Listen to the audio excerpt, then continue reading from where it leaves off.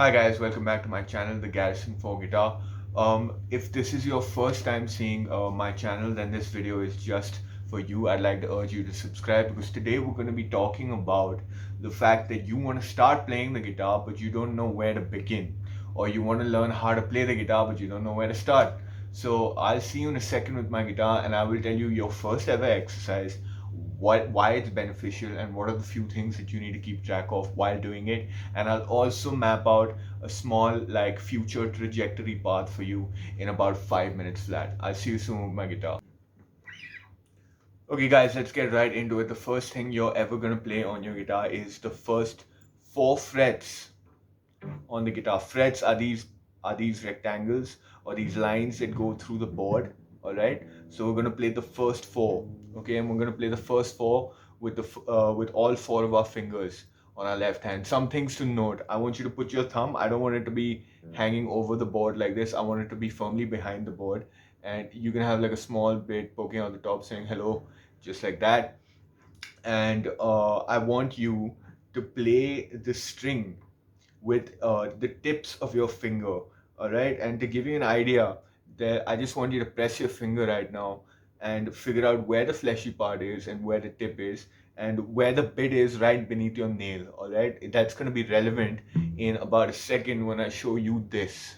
All right, I don't know if you can see. Actually, you can see that those are where the lines of the string need to form, and that's why I tell you to put your thumb behind the board, because if your thumb's behind the board, then your hand is going to come forward and it's going to force your fingers to point behind the guitar and make like an invisible line going through the fretboard.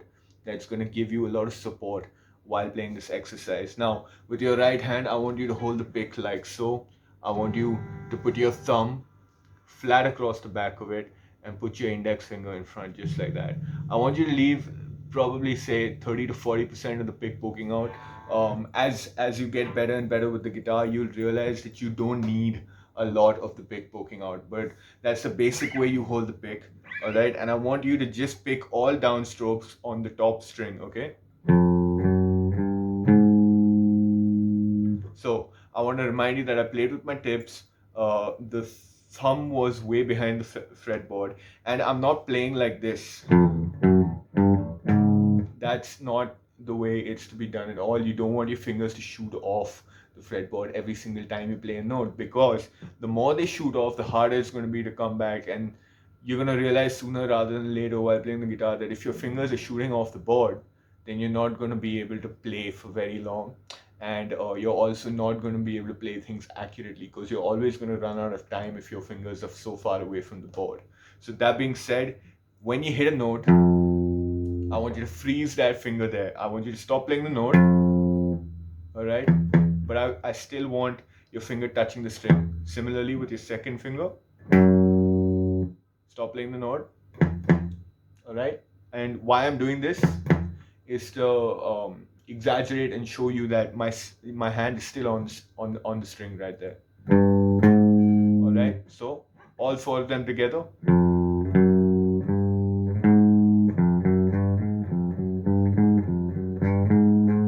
So if you can see that my pinky does shoot off, say a little bit, probably this much, but that's after controlling it and training it after years to not let it shoot off.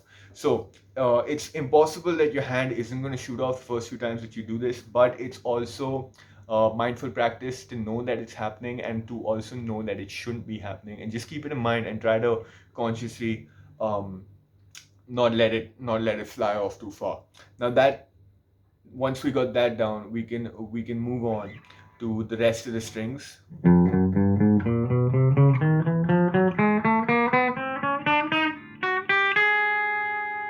And as you reach the bottom of the strings, you may want to readjust your thumb a little bit at the back, because right now when I'm playing it straight, where all my fingers are coming in like this, they're coming in upwards.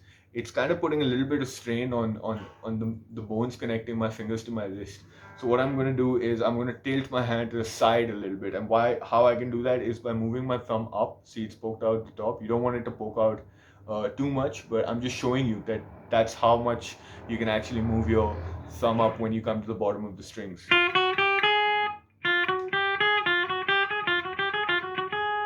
and you want to get that down. Once you got this exercise down, now we're quickly going to look at two chords, all right? And why I taught you this exercise is just so that your body sort of gets used to the muscle memory involved in pressing down the notes, all right? I also taught you all downstrokes simply because now your wrist, your thumb, and your index finger are going to guide the pick across the strings in one direction without hesitating.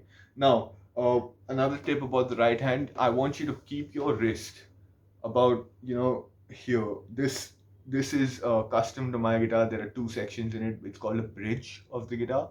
You probably have one big section, but anyway, where the string starts, all right, right after the metal bolt or the bridge, I want you to rest your hand right there, okay, right before it, and this gives you a good pivot point to keep your hand when it comes to downstrokes. Now, that being said, let's get back to the chords quickly. I wanted this to be a 5-minute video. I think we're running out of time. The first chord is going to be second frets, all right? Remember I told you what frets were? They were the lines. The second fret, all right? You're going to put your middle finger and your third finger on the second fret of the A string and the D string, all right? The A string and D string. I'm going to put up like a nice image for you here just so that you know in order what the strings are. And you're gonna put your first finger on the G string or the third string, okay? So you got fifth string or A string, you got fourth string or D string, second frets, both of those strings respectively, and then you got your first finger on the first fret of the G string. And that is an E major chord, all right?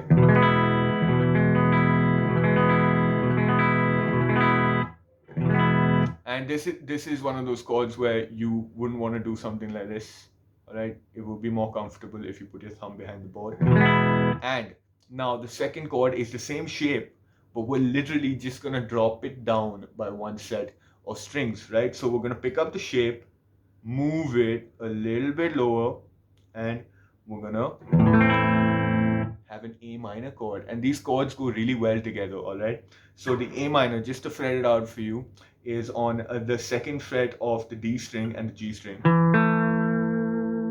Okay, and the first fret on the B string or the second string.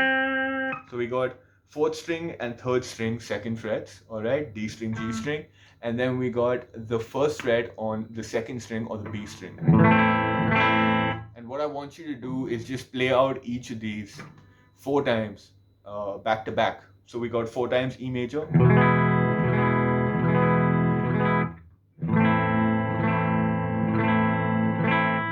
And that's pretty much it for where to begin.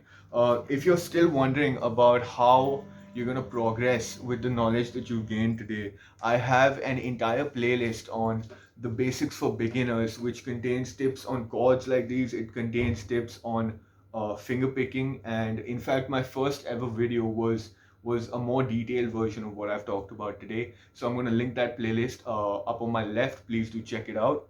And until next time, I think I don't want to overload you with information. So please do take care, and thank you for watching. Thank you so much for your time, and I hope to see you in the comment section below.